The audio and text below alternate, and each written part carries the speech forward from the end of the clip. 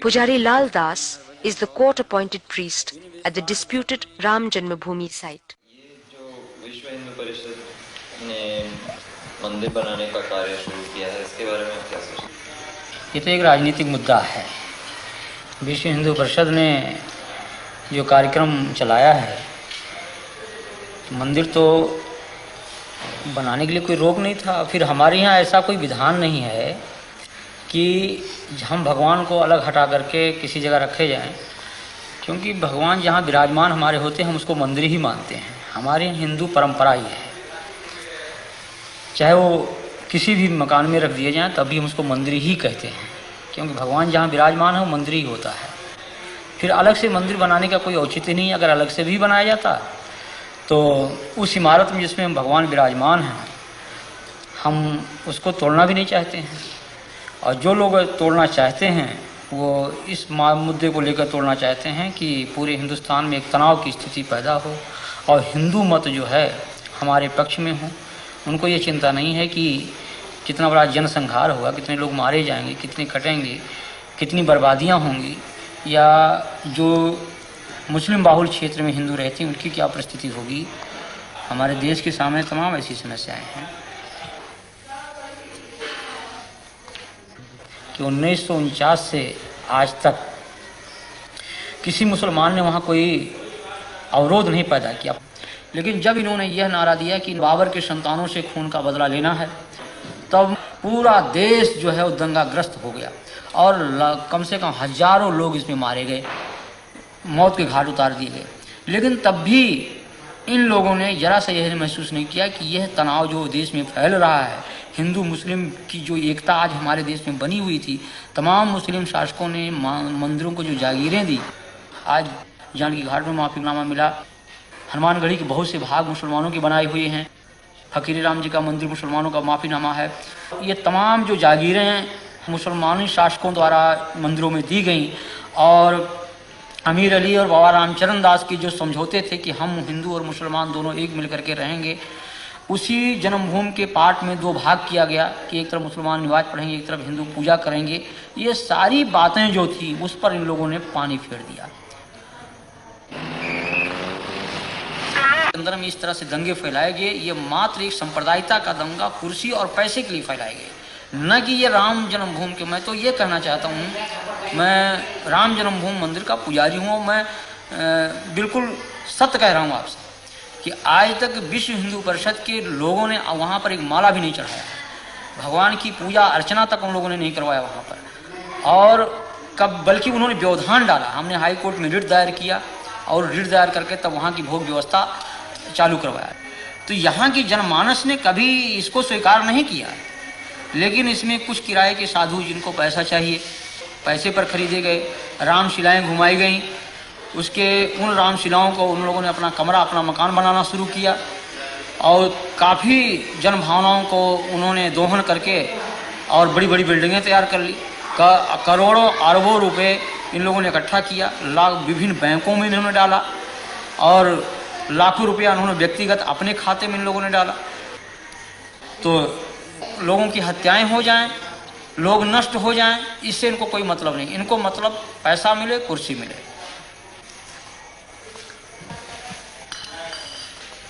यहाँ जो लोग हिंदू राष्ट्र की बात करते हैं, राम के नाम पर तनाव फैलाते हैं, हिंसा करते हैं, ये सभी उच्च जाति के लोग हैं और ये सबके सब सुविधा भोगी है।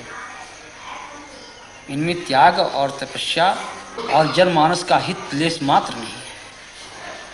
ये केवल धार्मिक भावनाओं को बाहर करके और स्वयं को सुख सुविधा में वो परिणित किए हुए हैं। ये जनहित की बात कर ही नहीं सकते। लेकिन आज बड़े बड़े मठ हैं, करोड़ों अरबों की संपत्ति उसमें है, और हम पैदल छोड़ करके एयरमेल से चलते हैं, फर्स्ट क्लास की टिकट पर चलते हैं, एयर कंडीशन के कमरे में रहते हैं। तो जहाँ पर हम एक तरफ भौतिकवाद, उस भौतिकवादी व्यवस्था से अलग होकर के त्याग और तपस्या और जनहित की बात सोचते थे, उस जगह हम उसको त्याग करके और हम भौतिकवादी व्यवस्था में परिणत हो चुके हैं। तो जब हम भौतिकवादी व्यवस्था में पूर्ण रूप से लिप्त हो चुके हैं तो हम भौतिकवाद की ही बात सोचेंगे, हम उससे परे हट नहीं सकते हैं। तो ये आज के धर्माचार्यों को कि आप क्या कहेंगे? हम तो इनको भौतिकवादी व्यवस्था का एक पोषक मानता हूं मैं। ये जो पूंजीपति कहते हैं कि हिंदू धर्म की रक्षा, हिंदू धर्म की रक्षा, मैं कह रहा हूं कि यहीं पर देश के पूंजीपतियों जो आज धर्म की आज अशोक सिंघल को इस बात को जो कह रहे हैं कि हम बहुत बड़े राम के भक्त हैं, क्या राम का यही आदर्श है कि 90% लोग भूखों मरे? ये हमारे देश की जो विषमता है आज, ये क्या इन धर्माचार्यों की नहीं चाहिए? अगर आप बड़े पूंजीपति हैं, आपके पास पैसा है, आपके कहने में एक पूंजीपति समुदाय देश का है, तो उन पूंजीपतियों से पैसा लेकर के उन गरीबों में लगाइए आप, जैसे मदर टेरेसा कर रही है, या और जिन धर्माचार्यों ने किया है, पूर्व जो धर्माचार्यों हमारे ने किया है, उनका अनुकरण करें आप।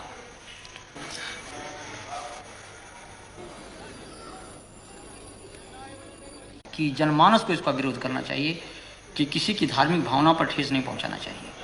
हम किसी के दिल को तोड़े नहीं, हमारा धर्म ये अलाउ नहीं करता है, इस चीज को कभी अनुमति नहीं देता है।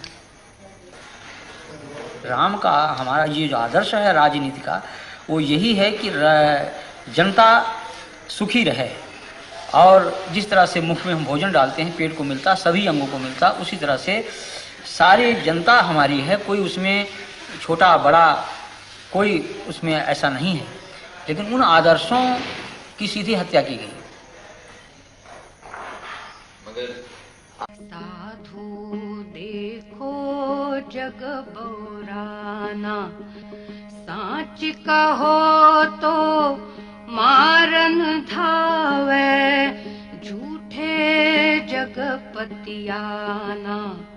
साधु देखो जग बौराना, हिंदू कहत है राम हमारा, मुसलमान रहमाना। आपस में दो लड़े मरत हैं, मर्म कोई नहीं जाना,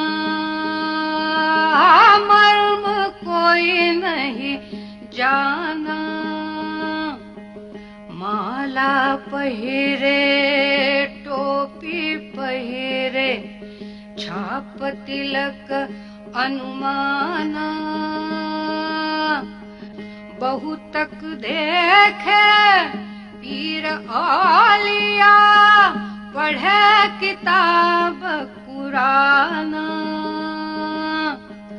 करे मुरीद कबर बतलावे, उनहु खुदा न जाना, उनहु खुदा न जाना। या विधि हंसत चलत है हमको, आप कहावे जाना।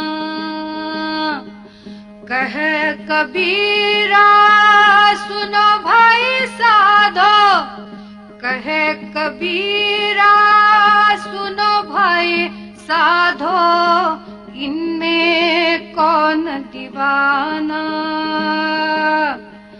इनमें कौन दीवाना।